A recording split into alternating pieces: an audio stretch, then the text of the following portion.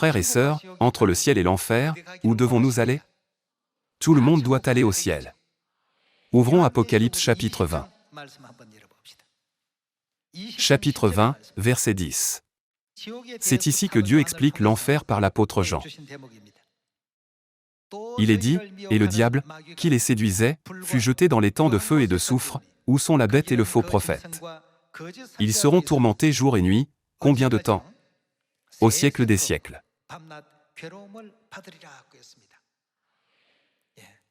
À travers les révélations montrées à l'apôtre Jean, Dieu nous fait savoir que l'enfer existe certainement, l'endroit où le tourment et la douleur dureront au siècle des siècles.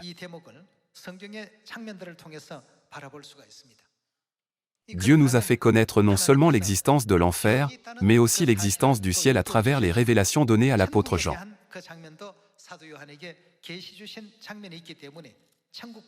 Afin que nous puissions prendre la bonne direction de la foi, nous devons d'abord comprendre que le ciel et l'enfer existent. Voyons Apocalypse chapitre 22, verset 1. Il est écrit, « Et il me montra un fleuve d'eau de la vie, limpide comme du cristal, qui sortait du trône de Dieu et de l'agneau. Au milieu de la place de la ville et sur les deux bords du fleuve, il y avait un arbre de vie, produisant 12 fois des fruits, rendant son fruit chaque mois, et dont les feuilles servaient à la guérison des nations. Il n'y aura plus d'anathème. Le trône de Dieu et de l'agneau sera dans la ville, ses serviteurs le serviront et verront sa face, et son nom sera sur leur front. Il n'y aura plus de nuit, et ils n'auront besoin ni de lampe ni de lumière, parce que le Seigneur Dieu les éclairera. Et ils régneront au siècle des siècles. »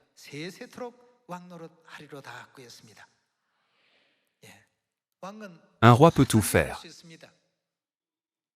Il peut obtenir tout ce qu'il désire, simplement en donnant un ordre. La Bible dit que Dieu nous fera régner en tant que roi au siècle des siècles. Dieu promet que nous vivrons une vie où tout ce que nous souhaitons nous sera accordé. Puisque Dieu a préparé le ciel comme un lieu de vie éternelle et de bénédiction débordante, nous devons nous assurer que la direction dans laquelle nous marchons est vers le ciel, pas vers l'enfer.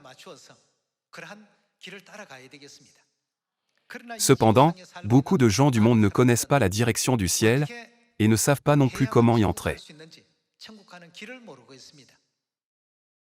Puisqu'ils ne connaissent pas le chemin du ciel, beaucoup de gens du monde trébuchent, errent et vagabondent en vivant une vie de foi sans but en se demandant « Est-ce le chemin du ciel ici » ou « Est-ce le chemin du ciel là-bas »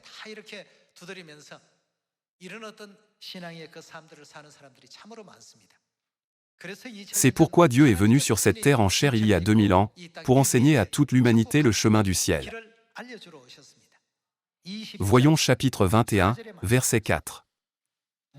Il est écrit, « Il essuiera toute larme de leurs yeux, et la mort ne sera plus, il n'y aura plus ni deuil, ni cri, ni douleur, car les premières choses ont disparu. » Et celui qui était assis sur le trône dit, « Voici, je fais toutes choses nouvelles. » Et il dit, « Écris, car ces paroles sont certaines et véritables. » Et il me dit, « C'est fait. Je suis l'alpha et l'oméga, le commencement et la fin. À celui qui a soif, je donnerai de la source de l'eau de la vie, gratuitement. Celui qui vaincra, héritera ces choses, je serai son Dieu, et il sera mon fils. » Mais pour les lâches, et qui d'autre? Les incrédules, les abominables, les meurtriers, les débauchés, les magiciens, les idolâtres, et tous les menteurs, où iront-ils tous? Leur part sera dans les temps ardents de feu et de soufre, ce qui est la seconde mort.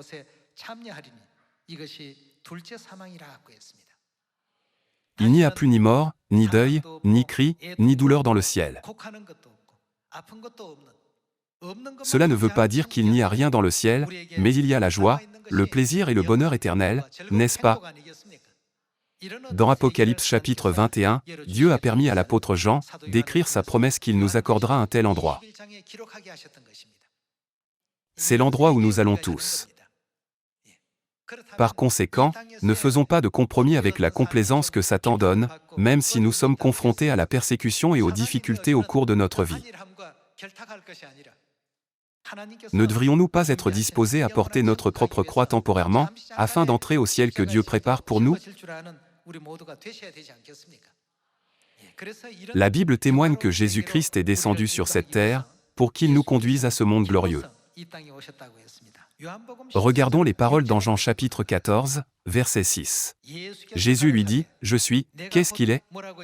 Il est le chemin, la vérité et la vie. Nul ne vient au Père que par moi. » La Bible témoigne que sans Jésus, personne ne peut entrer au ciel.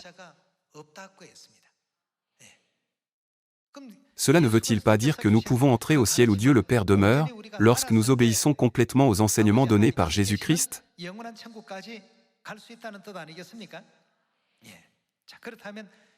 Voyons un verset de plus concernant le ciel dans Apocalypse chapitre 22.